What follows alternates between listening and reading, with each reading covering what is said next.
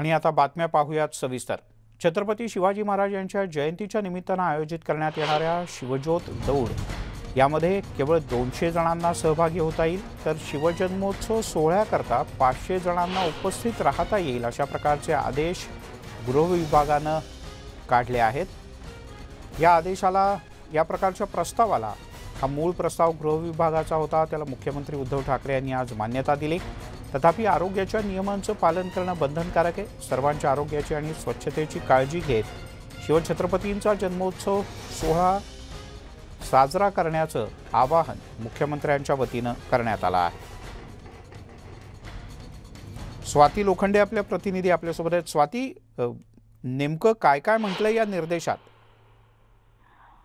मिलिंद, कदाचित मागच्या 2 वर्षातला म्हणजे कोरोनाचं पॅन्डेमिक सुरू झाल्यानंतरचा कदाचित हा पहिला मोठा सोहळा असेल की शिवाजी महाराजांच्या या जयंतीनिमित्त जयंती दिनी 500 लोकांना उपस्थित राहण्याची मुभा दिलेली आहे। राज्य सरकारला हा प्रस्ताव गृह विभागाने दिला होता आणि या प्रस्तावाला मुख्यमंत्र्यांनी मान्यता दिलेली आहे। पण कोविड नियमांचं पालन म्हणजे साधारणतः मास्क वापरून आणि शक्य असेल तेवढं डिस्टन्स बाळगून कार्यक्रम करण्याचे आवाहन करण्यात आलेलं आहे। आणि साधारणतः आपल्याला माहिती आहे की शिवजयंती उत्सवासाठी विविध प्रेरणास्थळांवरून शिवज्योती वाहून आणण्यात येतात आणि त्यासाठी प्रत्येक या ज्या काही शिवज्योतीची दौड असेल त्याच्यामध्ये 200 जणांना सहभागी होण्याची ही मुभा सरकारने दिलेली आहे, मुख्यमंत्र्यांनी दिलेली आहे।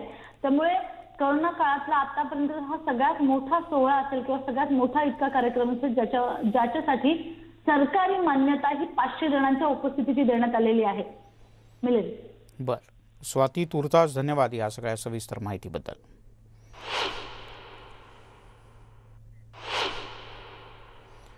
तिकडे औरंगाबाद शहरातील क्रांती चौकामध्ये बसवण्यात आलेल्या छत्रपती शिवाजी महाराजांच्या पुतळ्याच्या लोकार्पणावरून नवीन वाद निर्माण झालाय। शिवरायांच्या पुतळ्याचं लोकार्पण शिवजयंतीच्या पूर्वी होणार असल्याची माहिती पालकमंत्री सुभाष देसाई यांनी दिली, तर पुतळ्याचं लोकार्पण कधी आणि कोणाच्या हस्ते करायचं याबद्दल शिवप्रेमींची काय इच्छा आहे, तसंच महानगरपालिकेचं नियोजन काय आहे याबद्दल पालिका प्रशासन मात्र काहीही बोलायला तयार नाही। दरम्यान शिवजयंती ही तिथीनुसार आणि तारखेनुसार अशी 2दा साजरी होत असल्यानं इथून पुढे 19 तारखेला शिवजयंती साजरी व्हावी यासाठी मुख्यमंत्र्यांशी चर्चा करणार असल्याचं शिवसेनेचे औरंगाबादचे आमदार अंबादास दानवे यांनी म्हटलंय।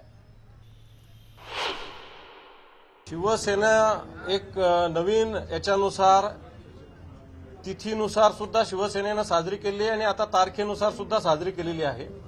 तो एक जनतेचं मत तारखेनुसार शिवजयंती होण्याचं असल्यामुळे त्याच्याशीही आम्ही सहभागी आहोत आणि म्हणून येणाऱ्या काळात अशा पद्धतीने शिवजयंती एकाच दिवशी व्हावी ही सुद्धा भूमिका मान्य शिरसाट साहेबांनी मांडल्याप्रमाणे आम्ही सगळे मिळून सरकारकडे आणि मान्य मुख्यमंत्र्यांकडे निश्चित मांडू। दरम्यान संभाजी ब्रिगेडने सुद्धा यावर प्रतिक्रिया दिली आहे, त्यांनी काय म्हटलंय पाहूयात। छत्रपती शिवाजी महाराजांची जयंती ही 19 फेब्रुवारीला तारखेनुसारच व्हावी अशा पद्धतीची अनेक वर्षापासूनची मराठा सेवा संघाची संभाजी ब्रिगेडची मागणी आहे। कारण जगभर जर शिवजयंती व्हायची असेल तारखेनुसारच व्हावी लागेल, कारण जगभर तारीख असते।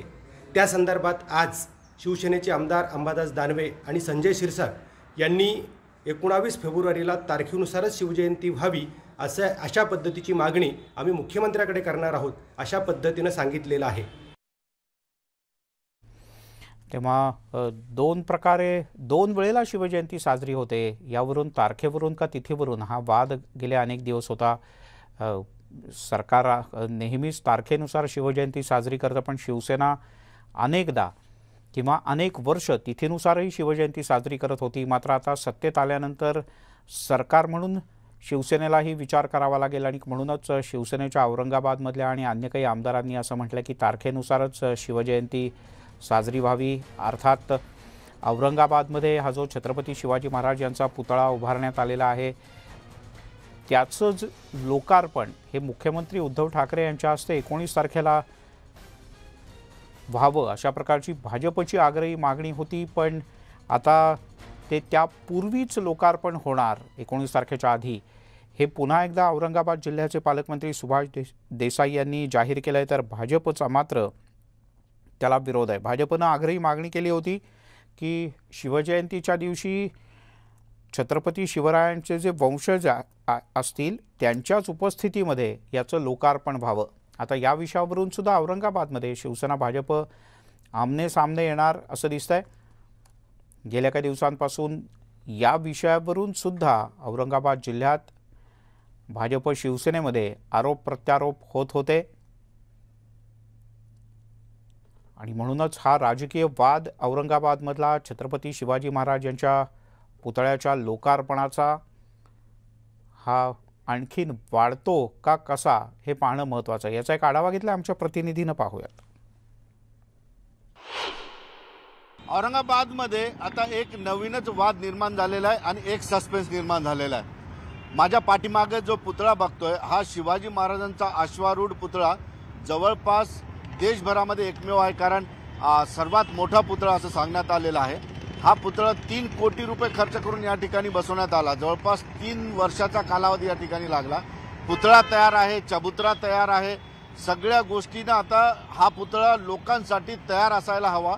मात्र लोकार्पण न झाल्यामुळं अजूनही पुतळा झाकून आहे। अत्यंत सुंदर रुबाबदार देखणा पुतळा आहे, मात्र लोकांना आता तो बघता येत नाही, कारण यामध्ये राजकारण येतं आहे। कारण भाजप असेल किंवा इतर पक्षांनी 19 तारखेच्या आत पुतळ्याचं लोकार्पण करावं अशी मागणी केली, मात्र महानगरपालिकेत सत्तेमध्ये शिवसेना आधी होती आणि राज्याच्या सत्तेमध्ये शिवसेना आहे। हा वाद कुठंतरी आता सस्पेन्समध्ये बदलत चाललेला आहे, कारण कुणीही सांगायला तयार नाही। 19 तारखेला शिवजयंती समोर येते, मात्र हा लोकांसाठी पुतळा कधी खुला होईल हे सांगितलं जात नाही। मात्र आज आमदार अंबादास दानवे यांनी आज पत्रकार परिषद घेऊन सांगितलेलं आहे की 19 तारखेच्या आत या पुतळ्याचं लोकार्पण होईल, अनावर होईल।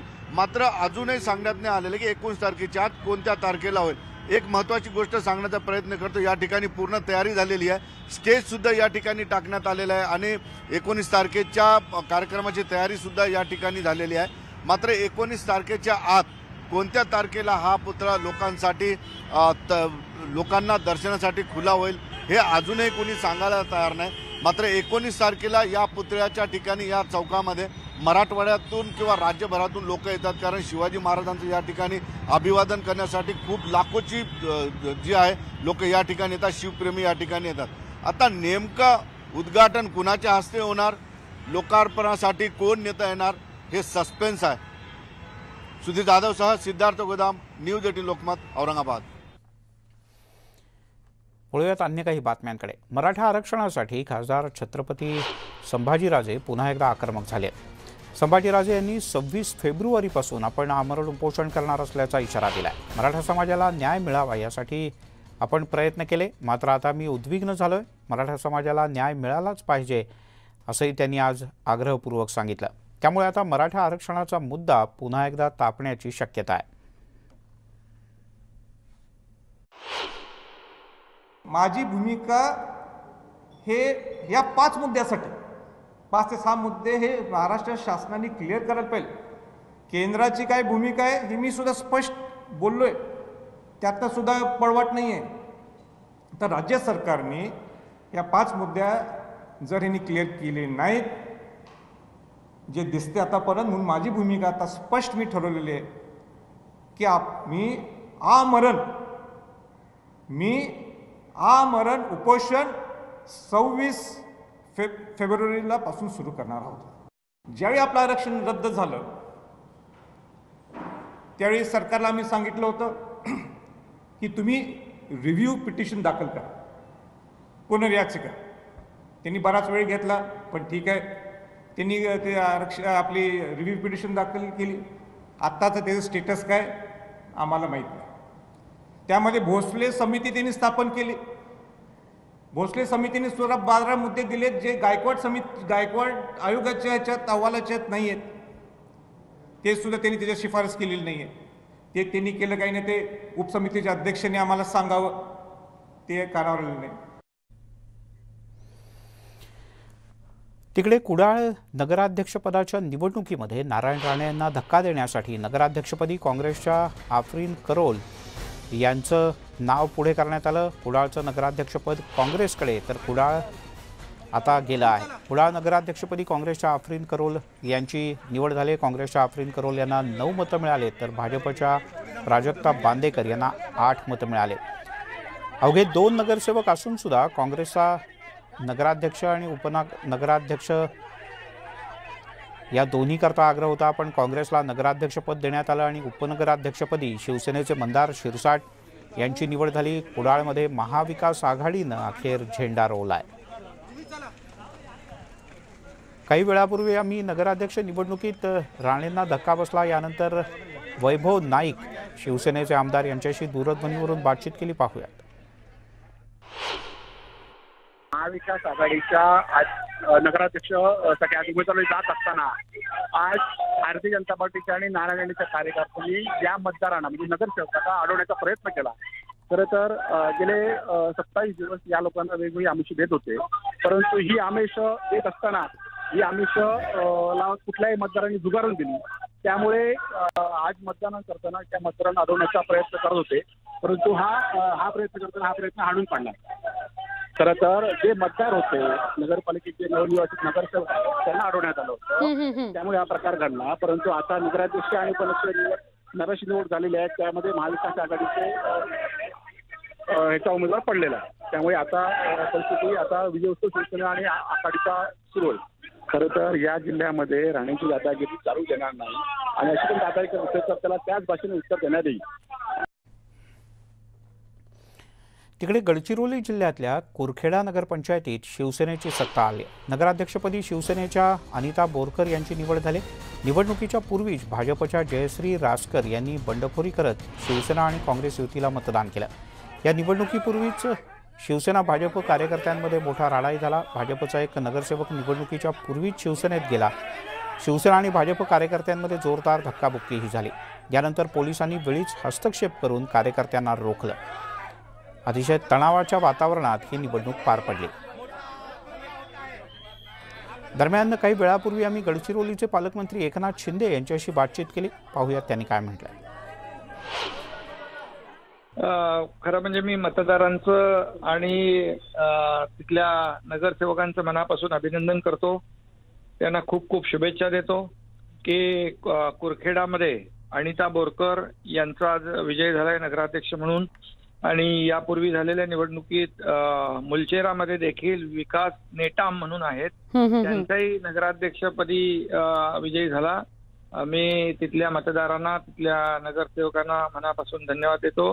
मुख्यमंत्री महोदयांच्या मार्गदर्शनाखाली गडचिरोलीमध्ये मी पालकमंत्री म्हणून गेले 2 वर्ष काम करतोय आणि तिथला जो काही आदिवासी भाग, नक्षल भाग आणि काही प्रमाणामध्ये जो गडचिरोली इतर जिल्ह्यांपेक्षा मागे पडलेला आहे त्याला मेन स्ट्रीम मध्ये आणण्यासाठी आम्ही डेव्हलपमेंट एकच मुद्दा आम्ही हाती घेतलाय. लोकांच्या हाताला काम आणि मोठ्या प्रमाणावर इन्फ्रास्ट्रक्चरची निर्मिती. त्यामुळे तिथल्या नागरिकांचा, तिथल्या जनतेचा विश्वास शिवसेनेवर या ठिकाणी त्यांनी व्यक्त केला. काँग्रेसनं पंतप्रधान नरेंद्र मोदी यांच्या विधानावरून मुंबईमध्ये देवेंद्र फडणवीस यांच्या सागर निवासस्थानाबाहेर आंदोलन करण्याचा इशारा दिला होता. यानंतर दोन्ही पक्षांचे कार्यकर्ते चांगलेच आक्रमक झाल्याचं पाहायला मिळालं. लोकांची गैरसोय टाळण्यासाठी काँग्रेसनं आंदोलन मागे घेत असल्याचं सांगितलं, तर दुसरीकडे कायदा आणि सुव्यवस्थेचा प्रश्न निर्माण होऊ नये म्हणून पोलिसांनी दोन्ही पक्षाच्या कार्यकर्त्यांना ताब्यात घेतलं. यावेळेला दोन्ही पक्षाच्या कार्यकर्त्यांनी एकमेकांच्या विरोधात जोरदार घोषणा दिल्या.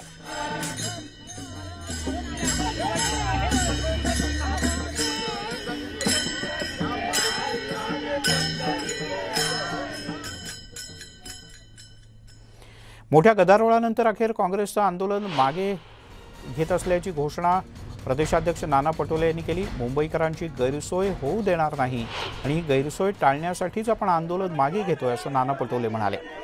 भाजपनंच मुंबईकरांना वेठीस धरलं आणि भाजपनं भाड्यानं माणसं आणली असा आरोपही पटोले यांनी केला.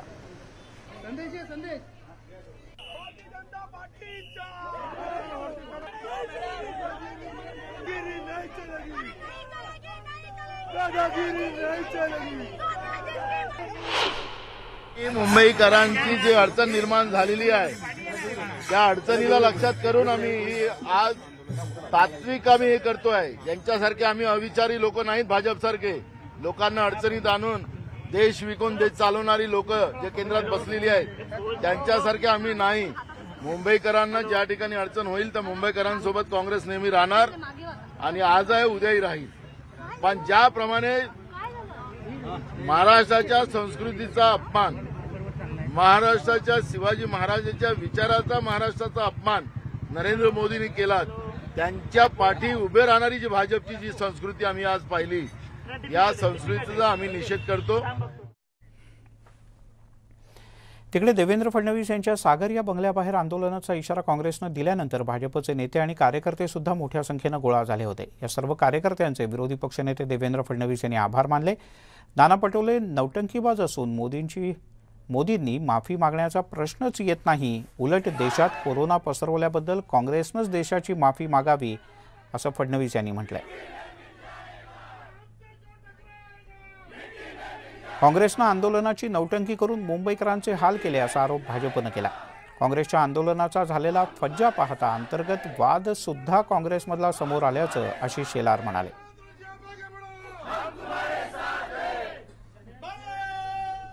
नाना पटोले आणि काँग्रेसच्या आंदोलनाचं टायटाय फिशफिश झालेलं आहे. ना लोक ना कार्यकर्ता ना उत्साह ना मुद्दा, अशा पद्धतीच्या आंदोलनाला काँग्रेस नेतृत्व करते, हाच सगळ्यात मोठा त्यांचा अपमान आहे नाना पटोलेंचा, असं माझं मत आहे. मुळामध्ये मुंबई काँग्रेसने 25 लोकही नाना पटोलेंच्या आव्हानानंतर जमू नये, याचा अर्थ मुंबई काँग्रेस वेगळ्या दिशेला आणि नाना पटोले वेगळ्या दिशेला आहेत.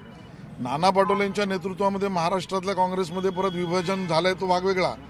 अतुल लेंडे इथे पोहोचले तर सचिन सावंत घरीच होते, याचा अर्थ त्यांच्यातले वाद सगळ्या स्तरावरचे स्पष्ट दिसत आहेत.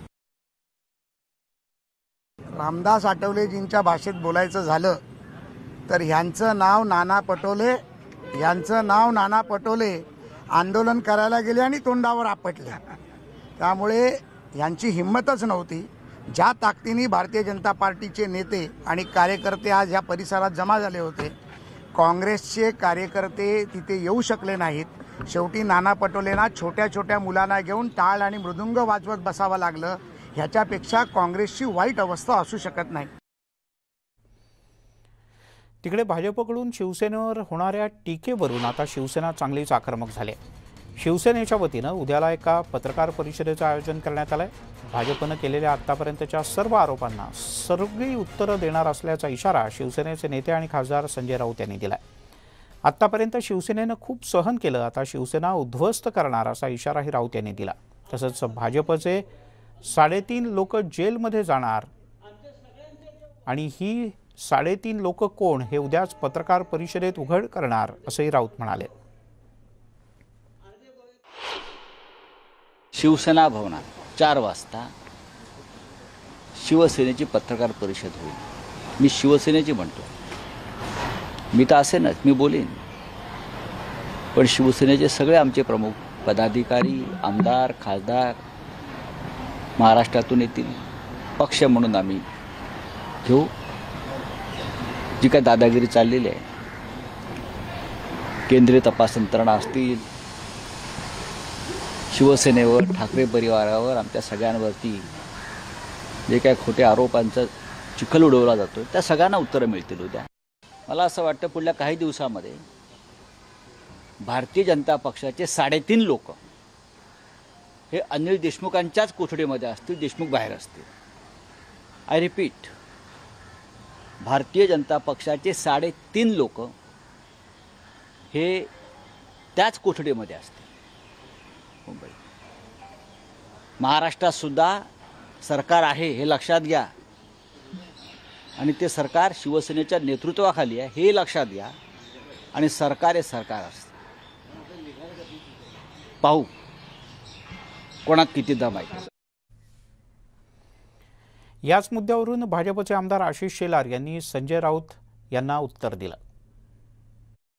संजय राऊत आजकाल जे बोलतायत त्यात ना ताळ आहे ना तम्य आहे, आणि त्यामुळे आता त्यांनी त्यांच्या लिखाणाच्या कॉलमचं नाव बदलून रोखठोकच्या ऐवजी ना तार ना तम्य अशा पद्धतीचं नाव ठेवावं, म्हणून त्यांना आता कोणी सिरियसली घेत नाही.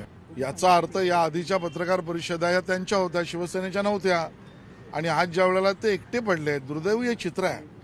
आज शिवसेना महाराष्ट्र विकास आघाडीपासून संजय राऊत एकटे पडलेले आहेत आणि म्हणून आता कधी नाना पटोलेंच्या खांद्यावर हात टाक, कधी लिखाणामधून आव्हान कर की बाकीच्यांनी माझ्या बाजूने बोललं पाहिजे, आणि आता त्यांना ही अवस्था झाली आहे, बोलावं लागतंय की शिवसेनेची पत्रकार परिषद आहे.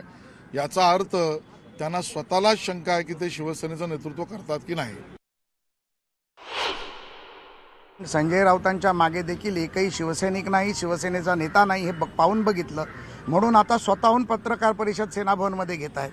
आणि ह्यांना सांगावं लागतं की पत्रकार परिषद शिवसेनेची. आज मी बोलत असताना मला सांगावं लागत नाही की भारतीय जनता पार्टीसाठी बोलतोय, कारण आमच्या रक्तामध्ये भारतीय जनता पार्टी, आम्ही भारतीय जनता पार्टीचे कडवट कार्यकर्ते आहोत. वळूयात पुढच्या बातमीकडे. गोविंद पानसरे हत्या प्रकरणातील संशयित आरोपीची दोषमुक्त करण्याची न्यायालयाकडे मागणी त्यानं केलेली आहे. या प्रकरणात आता 18 फेब्रुवारीला सुनावणी होणार आहे. समीर गायकवाड, डॉक्टर वीरेंद्र तावडे आणि सचिन अंदुरे यांना दोषमुक्त करण्याच्या मागणीचा अर्ज त्यांच्या वतीनं त्यांच्या वकिलांनी न्यायालयात सादर केला आहे. तपास यंत्रणांना सुद्धा कोणतेही सबळ पुरावे आढळलेले नाहीत आणि यामुळे आपण हा अर्ज करत असल्याचं आरोपींच्या वतीने वकिलांनी म्हटलं आहे. ज्ञानेश्वर साळोखे आपले प्रतिनिधी आपल्यासोबत आहेत. ज्ञानेश्वर, काय नेमकं या वकिलांचं म्हणणं आहे? कॉम्रेड गोविंदराव पानसरे यांच्या हत्येला यावर्षी 7 वर्ष पूर्ण होत आहेत आणि त्या पार्श्वभूमीवरती हा अर्ज आता न्यायालयामध्ये दाखल झालाय. त्यामुळे या सुनावणीकडे सगळ्यांचं आता लक्ष लागून राहिलेलं आहे. खरं तर कॉम्रेड गोविंदराव पानसरे या हत्या प्रकरणात आतापर्यंत 12 संशयितांना ताब्यात घेण्यात आलं, त्यांना अटक करण्यात आली. मात्र एकूणच तपासाच्या मुळापर्यंत जाण्यात तपास यंत्रणांना या ठिकाणी अपयश आल्याचं दिसून येते. वारंवार या ठिकाणी संशयित आरोपींच्या वकिलांच्याकडून तपास यंत्रणेच्या इथे मुद्दे खोडून काढले जात होते आणि त्यामुळे आरोपींना सुद्धा या ठिकाणी जामीन मिळत गेला आणि एकूणच या सगळ्या पार्श्वभूमीवरती तपास यंत्रणेच्या हाती काहीच लागलं नसल्याचा हा जो मुख्य मुद्दा आहे तो मुख्य मुद्दा उपस्थित करत संशयित आरोपींच्या वकिलांनी आता न्यायालयामध्ये या तिघांना दोषमुक्त करावा अशा पद्धतीचा अर्ज सादर केला आहे आणि त्याच्यावरती 18 फेब्रुवारीला या संदर्भातली सुनावणी होणार आहे. आणि या सुनावणीकडे आता संपूर्ण महाराष्ट्राचं लक्ष लागून राहिलेलं आहे, कारण विचारवंतांच्या हत्याचं सत्र एक महाराष्ट्रामध्ये त्या काळात चाललं गेलं आणि त्यानंतर या ठिकाणी संशयितांना तात्काळ ताब्यात घ्यावं किंवा याच्या पाठीमागे जे मुख्य सूत्रधार कोण आहे त्यांच्या तपास यंत्रणांनी पोहोचावं अशा पद्धतीची एक मागणी केली जात होती.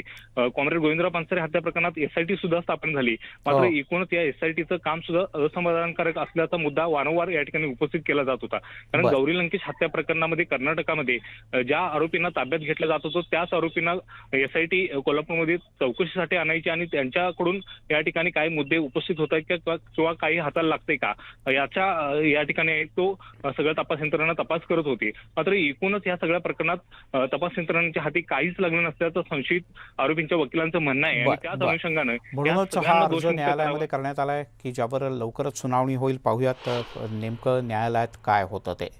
तुर्तास धन्यवाद ज्ञानेश्वर. यासोबतच बुलेटिनमध्ये घेऊयात एक छोटासा ब्रेक. सर्व प्रकारच्या ताज्या अपडेट्ससाठी news18lokmat.com या आमच्या वेबसाईटला लॉग इन करा. फेसबुक, ट्विटरवर आम्हाला फॉलो करा. आमच्या यूट्यूब चॅनलला सबस्क्राईब करा.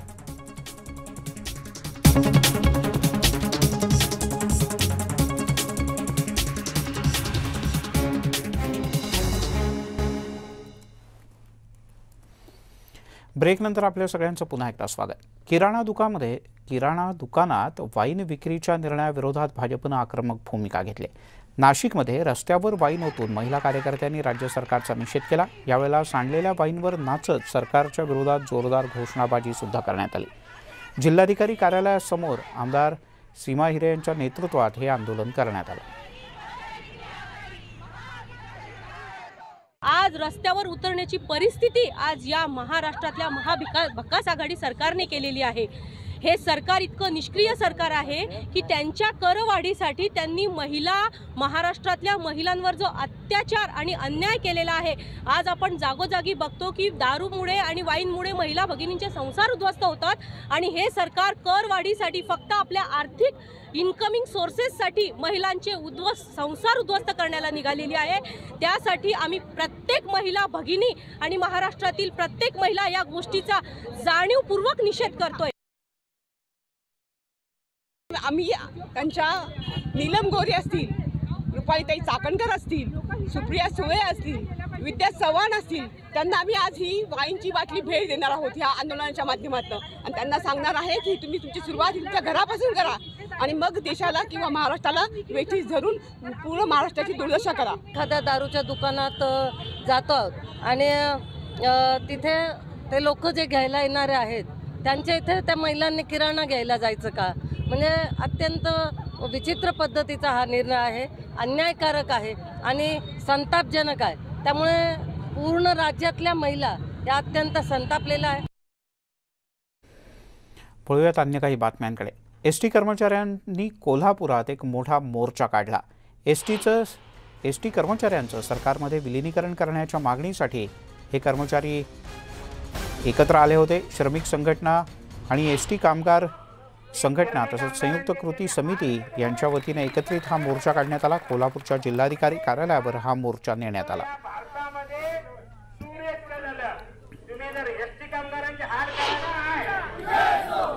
कायदा काय कायदाही बदलावा लागतोय. पुढाकार घेऊन आंदोलन केलं त्याला आम्ही पाठिंबा राज्यभरात या शेतकऱ्यांच्या छाताडावर नाचतोय असं वाटत. ज्ञानेश्वर साळोखे आपले प्रतिनिधी आपल्यासोबत आहेत. ज्ञानेश्वर, फक्त कोल्हापूर जिल्ह्यातला हा मोर्चा होता का? कोण कोण यात सहभागी झाले होते आणि काय यांची मागणी आहे? एसटी कर्मचारी पुन्हा एकदा विलिनीकरणाच्या मुद्द्यासाठी आक्रमक झालेले. त्यांनी कोल्हापूरमध्ये सुद्धा याच मागणीसाठी हा एसटी कर्मचाऱ्यांनी मोर्चा काढला. भव्य असा हा मोर्चा होता आणि कोल्हापूर विभागातले सगळे कर्मचारी या मोर्चामध्ये सहभागी झाले होते. मध्यवर्ती बसस्थानक परिसरातून हा मोर्चा जिल्हाधिकारी कार्यालय या ठिकाणी आला आणि या मोर्चाचं रूपांतर या ठिकाणी सभेमध्ये झालं. एकूणच या सभेच्या ठिकाणी जी कर्मचाऱ्यांची जी मागणी आहे ती मागणी लावून धरण्यात आली आणि शासनानं तात्काळ या आंदोलनातून मार्ग काढावा आणि एसटीचं विलिनीकरण करावं अशा पद्धतीची मागणी प्रामुख्याने ह्या सगळ्या एसटी कर्मचाऱ्यांनी या ठिकाणी केल्याचं पाहायला मिळते. एकूणच या मोर्चामध्ये मोठ्या प्रमाणात एसटी कर्मचारी सहभागी झाले होते आणि या मोर्चाच्या माध्यमातून ह्या कर्मचाऱ्यांनी पुन्हा एकदा सरकारला आपली एकजूट आणि ताकद दाखवण्याचा प्रयत्न केला आहे. त्यामुळे सरकार आता यावरती काय निर्णय घेणार हेच आता पाहणं महत्त्वाचं असणार आहे. बरं, तुर्तास धन्यवाद ज्ञानेश्वर या सगळ्या माहितीबद्दल.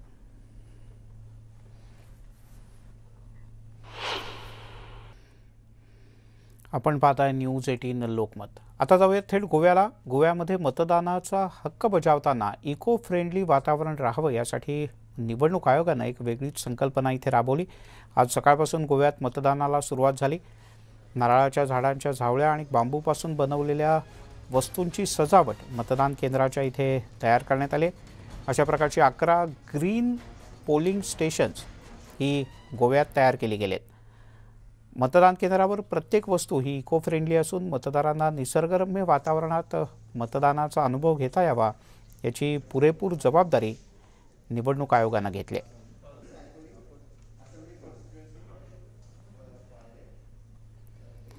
आणि याबद्दलचा एक रिपोर्ट पाहूयात आमचे प्रतिनिधी अजित मांढरे यांच्याकडून. जागतिक पर्यटन स्थळ असलेल्या गोव्यामध्ये उद्या मतदान आहे आणि मतदान केंद्रावरती मतदारांनी आकर्षित व्हावं याकरता निवडणूक आयोगाने विविध युक्त्या लढवलेल्या आहेत. यातीलच एक महत्त्वाचा विषय आहे तो म्हणजे ग्रीन पोलिंग स्टेशन.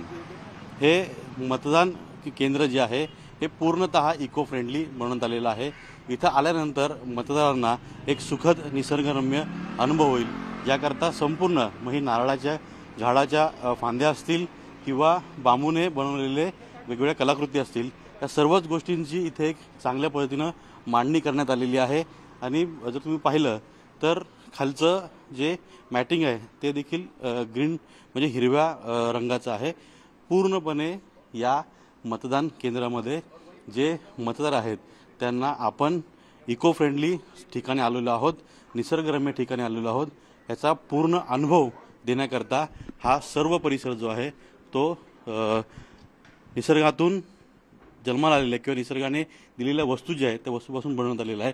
एवढंच नाही तर जे दिव्यांग आहेत ह्या दिव्यांग मतदारांना मतदान करण्यात यावं, त्यांना करताना कोणतीही अडचण येऊ नये याकरता इथं एक रॅम्प देखील बनवलेला आहे आणि हा रॅम्प जो आहे तो तिथून सहज दिव्यांग जे आहे ते आतमध्ये पोलिंग म्हणजेच मतदान केंद्रामध्ये आतमध्ये जाऊन मतदान करू शकतील. एवढंच नाही तर आपण व्हीलचेअर देखील पाहू शकता की तिथं व्हीलचेअर ठेवलेली आहे की एखाद्या दिव्यांगला जर इथून मतदानच्या केंद्राच्या आतमध्ये जाण्याच्या अडचणी असतील तर त्या व्हीलचेअरवरती बसून त्या दिव्यांगाला आतमध्ये मतदानाकरता नेलं जाईल.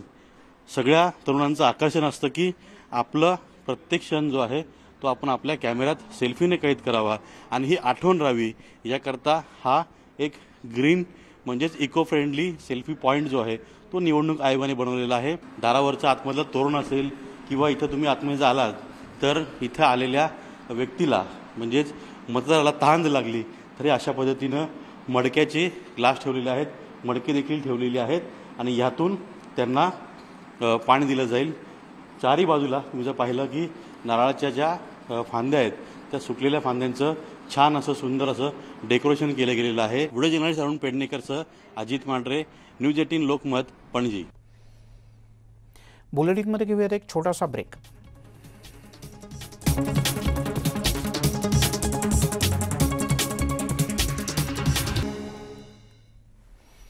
आपण पाहताय न्यूज 18 लोकमत.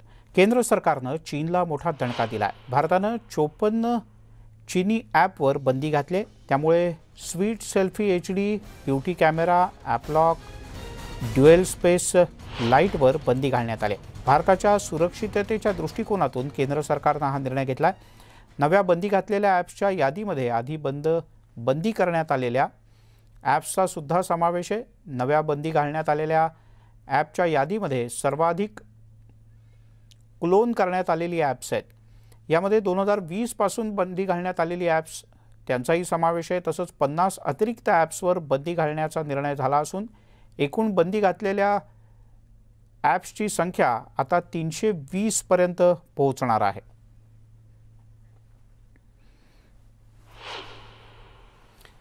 आणि आता मुंबईकरांसाठी एक आनंदाची बातमी. एकाच कार्डवर BSTचा प्रवास, रेल्वेचा प्रवास आणि मेट्रोचा प्रवास आता शक्य होणार आहे. बेस्ट उपक्रमाकडून फेब्रुवारीच्या अखेरीस ही सुविधा उपलब्ध करून दिली जाणार आहे. सुलभ प्रवासासाठी बेस्ट उपक्रमाकडून नॅशनल कॉमन मोबिलिटी कार्ड हे उपलब्ध करून देण्यात येईल. देशभरात ज्या ज्या प्रकारच्या बस, मेट्रो आणि अन्य परिवहन सेवांमध्ये आता सामायिक कार्डची सुविधा असणार आहे आणि तिथे बेस्टच्या कार्डचा सुद्धा तुम्हाला वापर करता येईल अशी माहिती बेस्ट उपक्रमाचे महाव्यवस्थापक लोकेश चंद्र यांनी दिली. त्यामुळे प्रवाशांच्या वेळेची आणि पैशाची सुद्धा बचत होणार आहे. तसंच रोख रकमेचा व्यवहार सुद्धा टाळता येणार आहे. देशाच्या इतिहासातील सगळ्यात मोठ्या IPOसाठी सेबीनं दरवाजे खुले केले आहेत. त्यामुळे LICच्या आजवरच्या सर्व विक्रमांना मोडीत काढणाऱ्या बहुप्रतीक्षित IPOचा मसुदा प्रस्ताव हा लवकरच सेबीकडे दाखल झाला आहे. सार्वजनिक क्षेत्रातील या सगळ्यात मोठ्या विमा कंपनीमध्ये 5% हिस्सा सरकारकडून विकला जाणार असल्याचं सेबीकडे दाखल झालेल्या मसुद्याच्या प्रस्तावातून स्पष्ट होत आहे. सरकारकडून विकले जाणारे ₹10 दर्शनी मूल्याचे 31,60,00,000 समभाग अधिमूल्यासह विक्रीला खुले होतील. या विक्रीतून उभा राहणारा संपूर्ण निधी सरकारी तिजोरीत जमा होईल. यासोबतच या बुलेटिनमध्ये इथेच थांबूयात. सर्व प्रकारच्या ताज्या अपडेट्ससाठी news18lokmat.com या आमच्या वेबसाईटला लॉग ऑन करा. फेसबुक, ट्विटरवर आम्हाला फॉलो करा. आमच्या YouTube चॅनलला सबस्क्राईब करा.